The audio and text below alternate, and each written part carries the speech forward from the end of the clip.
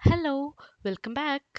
In this video, let's see more about unit test cases. So, unit test cases are necessary when we have to, check whether the function that we have written is actually working fine. So, let's go ahead, create a new project, and see how the test cases work. So I create a new project and remember I've chosen the checkbox include unit test. So this is going to create a file that is necessary for writing the test cases.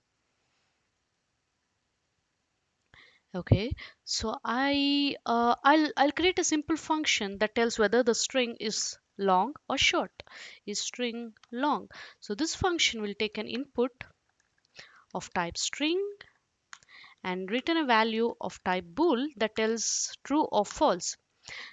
And now I say if the length of the string is more than 5, then return true, which means the string is long. If it is less than or equal to 5, then return false, which tells the string is not long. So I run this, meanwhile the simulator gets started, and then let's go to test cases and start writing few test cases. Okay, remember whenever we write any test cases, the function must begin with the word test. So I say test string.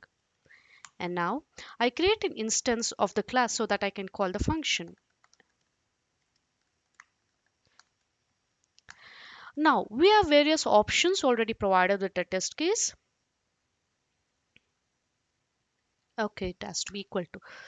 So we already have options that the test case provide, like you can see if the written value of the function has to be true or false or nil, or you can equate few values. You can see those options here, so nil, true, or this. So I first go with the true and I call the function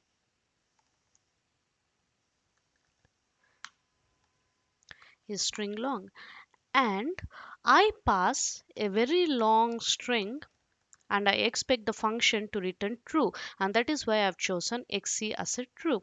And let's run this test case and see how this returns.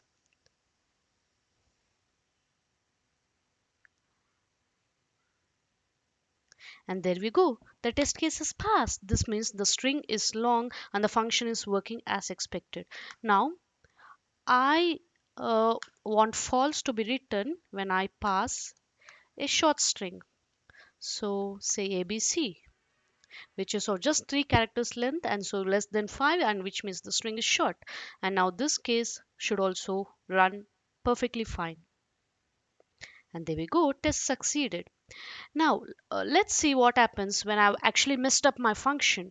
So say I made some logical mistake, and instead of 5 I have put 2, and that is where test cases come handy. So when I run the test case, when I say it is like more than 5, it has to be true, and when it is less than 5, it has to return false.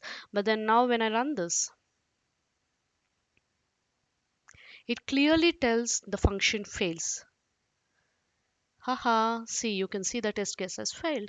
This is because I messed up with the function.